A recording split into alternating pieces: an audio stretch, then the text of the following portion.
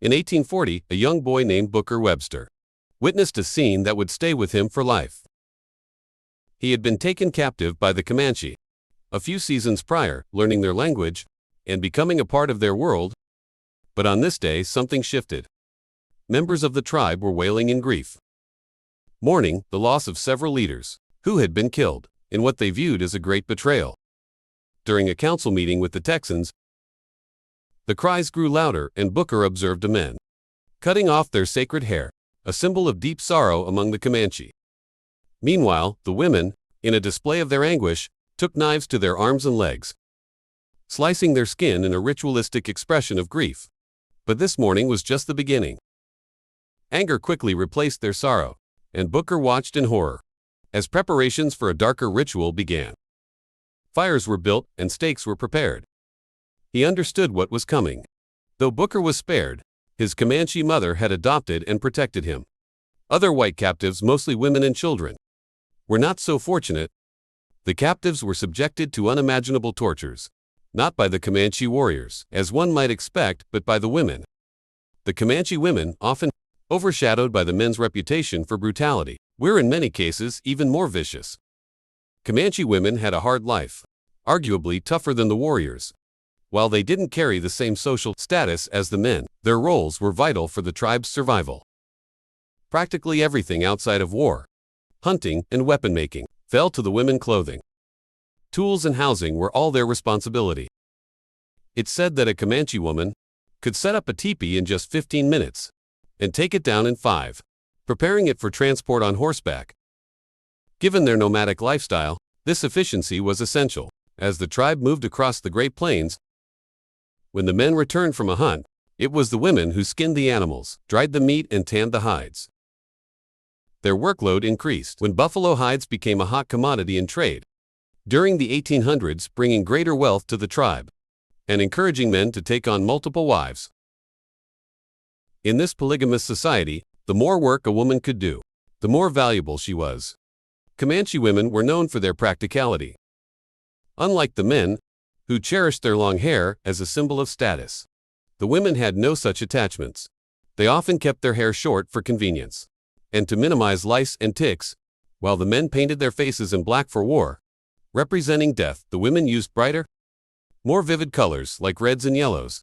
This was just one way in which they differentiated themselves, though they shared in the same fierce spirit that defined their people. Despite their smaller stature, many Comanche women were under 5 feet tall. They were as tough as they come. They weren't warriors by design, but they were expert riders and archers. In a culture constantly under threat, they had to be able to defend themselves and their families. When Comanche camps were attacked by outsiders, it was not uncommon for women to fight just as fiercely as the men. Some accounts from Texas Rangers and U.S. soldiers describe how Comanche women fought to the death, blurring the line between warrior and non-combatant. These women knew what awaited them if they were captured: slavery, abuse, or worse, so surrender was never an option. The women's strength extended beyond the battlefield. They played a crucial role in encouraging raids. And when warriors returned with captives, it was often the women who meted out the punishment. In many cases, this meant torture, as Booker Webster had witnessed. However, not all captives were killed. Some, like Booker, were adopted into the tribe, though this came with its own risks, especially for female captives who were seen as rivals by Comanche women. Establishing dominance within the tribe could be brutal, as was the case with many captives like Matilda Lockhart and Rachel Plummer. Matilda Lockhart was captured at 14 and endured horrific abuse at the hands of the Comanche women. By the time she was returned to the Texans in 1840, she was unrecognizable. Her nose had been burnt off, and her feet had been burned to prevent her from escaping. These acts of cruelty were commonplace for the Comanche, seen as a way of reinforcing social hierarchy within the tribe. Rachel Plummer's story is another chilling example. She was taken during the infamous raid on Parker Fort in Texas in 1836 while pregnant. Throughout her captivity, Rachel was beaten mercilessly, her skin constantly raw and bruised. After giving birth, her baby was killed, an act of cold pragmatism, as the child was seen as a hindrance to her work. The abuse pushed Rachel to the brink, and she often contemplated death as an escape from her torment. In one instance, she defied a Comanche woman who ordered her to fetch a tool for digging roots. Rachel refused, hoping the confrontation would lead to her death. The woman attacked her, pushing her to the ground, but Rachel survived in one particular incident. Rachel found herself locked in a brutal, primal fight with another Comanche woman. Surrounded by a ring of men who cheered and howled, the two women scratched, bit, and grappled on the ground. Rachel, in a moment of sheer desperation, managed to grab a bloody buffalo bone and stood over the woman, stunned that she was still alive. She couldn't fathom why the men, who watched with such indifference, didn't intervene. Not to save her or even the other woman. They simply didn't care. The fight concluded, and the men dispersed as if nothing had happened, leaving Rachel confused but relieved. But her ordeal was far from over. An older woman, clearly insulted by Rachel's earlier altercation, decided to assert her authority. She demanded Rachel gather straw for a fire, intending to burn her alive. But by now, Rachel had found a new will to live, and once again refused. This sparked yet another savage battle, with the flames from the fire they had started burning them both as the older woman tried to force Rachel into the blaze. Amused by the spectacle, the men continued to watch but did nothing to intervene. As the fight raged on, the women broke one of the lodge poles. Holding up a teepee, Rachel, despite being injured, once again emerged victorious. The next morning, she was summoned to the men's council house, expecting some form of punishment. To her surprise, they only asked her to repair the lodge pole she had broken during the fight. Her one condition: that the older woman who had attacked her assist in fixing it. The whole situation left Rachel baffled. What Rachel didn't understand at the time was that these fights among the women were a form of establishing hierarchy. Unlike the men who focused on hunting, war, and tribal matters, the women had their own social structure, and disputes often played out in these physical confrontations.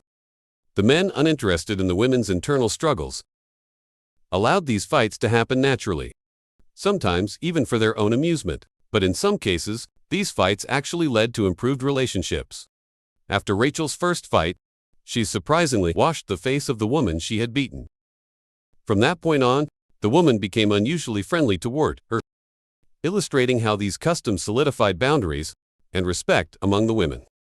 This system of hierarchy among Comanche women reveals a side of their culture that is often overshadowed by the men's dominance. In warfare, these women, though seemingly subjugated, were fierce and independent in their own way. However, Rachel's case was different from many other captives. She was a slave to the tribe, valued for her labor, and meant to be ransomed eventually. Her life, though harsh, had some worth in the eyes of the Comanche. But not all captives were treated this way, and many, especially those who didn't serve a purpose, faced a much darker fate in 18. Tensions between the Comanche and Texans reached a boiling point when Texan soldiers attacked a group of Panataka Comanche, killing dozens during what was supposed to be a peaceful council meeting. The Texans had demanded that the Comanche return their white captives, but when the captives didn't appear, violence erupted to the Comanche. This attack was a betrayal beyond words. After learning that their leaders had been slain, the warriors cut off portions of their sacred, long hair in a display of deep grief. Yet it was the women who expressed their sorrow in a far more disturbing manner. Comanche women entered into a frenzied state of mourning, wailing and cutting themselves across their arms, legs, and even breasts. Booker Webster, a young boy who had been taken captive by the Comanche, later recalled witnessing women go to even more extreme lengths. Some chopped off their fingers, while others mutilated themselves so severely that they died from their injuries. But once their mourning turned to fury, the women directed their anger toward the remaining white captives as the Comanche men prepared for war. It was the women who were left to exact vengeance on the prisoners. They carried out horrifying acts of torture on their captives, both adults and children alike, mutilating their bodies, cutting and skinning them before burning them alive. Some of these executions lasted for hours, others for days to the Comanche women. This wasn't just about revenge, it was a cultural practice. Mutilating the enemy was a way of ensuring that their souls would be damaged in the afterlife. In the Comanche worldview, their true tribal name, the Nu, meant the people. and only they were considered worthy of existence. All others were outsiders, destined to suffer the consequences if captured. This grim ritual was seen as an expected part of life. On the plains, if the roles were reversed, the Comanche women fully expected to meet the same fate.